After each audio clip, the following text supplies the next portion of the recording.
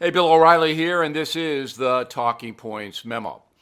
President Trump called me yesterday. I'm not one for name dropping, but it was an interesting call. He does that occasionally, so I've known him for 30 years. He wanted to find out about the book I'm writing on him. I couldn't tell him very much, of course, other than it's a history book, and he's the subject. But he did mention to me on the record about the Chinese trade deal, and he believes it's going to happen, and soon. That could be a game changer for Donald Trump. Now, as you may know, China gets billions of dollars from the USA because it sells more goods here than we sell on the Chinese mainland, and they have 1.5 billion people. We have 330 million. They have 5 times as many people. So if we were to straighten that out, we would make a lot more money, we, the people in America, and it'd be more jobs, and obviously they'd be in the manufacturing and high-tech industries. It would be huge for this country. And it would also lift the stock market and give Donald Trump wind at his back for the reelection campaign of 2020. So this is everything. Everything. All the other little stuff that cable news wastes your time on every day, that doesn't really matter. 2 things matter: the economy and the Mueller report. Now, CNN had a study, which they paid for, by an independent research outfit called SSRS. So they studied 1,000 Americans, and they asked them about the economy. Now, the party affiliation among the 1,000 were 32% Democrat, 25% Republican. CNN always does that. And 44% independents. Very high number of independents. So the basic question of the study was, do you approve or disapprove of the way Donald Trump is handling the economy?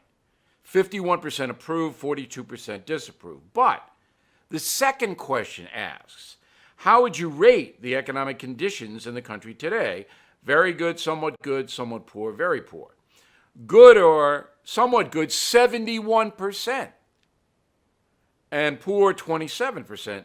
So there's a 20% gap, and that's just people who don't like Trump. 71% of Americans say, economy's pretty good. And after 8 years of not so good under Barack Obama, that's going to reflect well for Donald Trump when he runs for re-election. Now, I'm telling you all this because you're going to, in the re-election campaign, hear a lot of garbage, all right? Because the left is desperate to get Donald Trump out of there. Desperate. So there's going to be a lot of contrived, made up, fabricated stuff that the media is trying to get in front of the American voter to distract the voter from the issues that really matter to them, which is the economy. And it's not going to work. Now, there's very little counterweight to the mainstream media. I mean, Fox News Channel is not what it used to be. Everybody knows that. Still defends Donald Trump. The channel does, because its viewership is almost 100% Trump people. So if they stop defending him, they're not going to have any viewers. They know that. But it's not presented the way it used to be on Fox. Talk radio is still largely in President Trump's corner.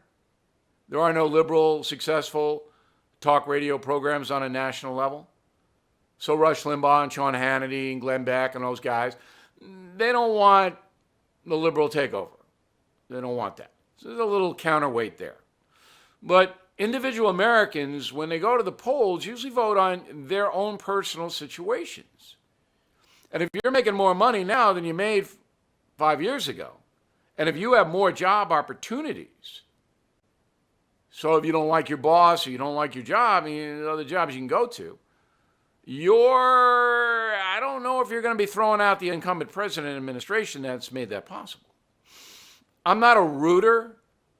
My job is to keep an eye on everybody in power. I don't root. But just from a personal point of view, if I have to vote for people who want to change the capitalist economy into a government-run operation or an unfettered capitalist like Donald Trump, I'm going to go with the unfettered capitalist. I mean, if it weren't Donald Trump, if it was somebody else. Because I don't believe the government can provide economic opportunity for 330 million people. I don't. It's never been done. It never will be done. China can't do it.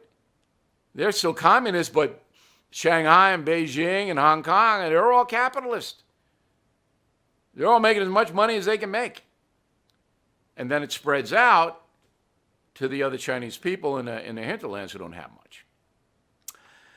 So that is the Talking Points Memo. I'm Bill O'Reilly for Newsmax, reminding you that I do commentary every night on BillO'Reilly.com. We hope you check that out. And my book, Killing the SS, remains a big, big bestseller. So if you haven't read it, I hope you do. We'll see you soon.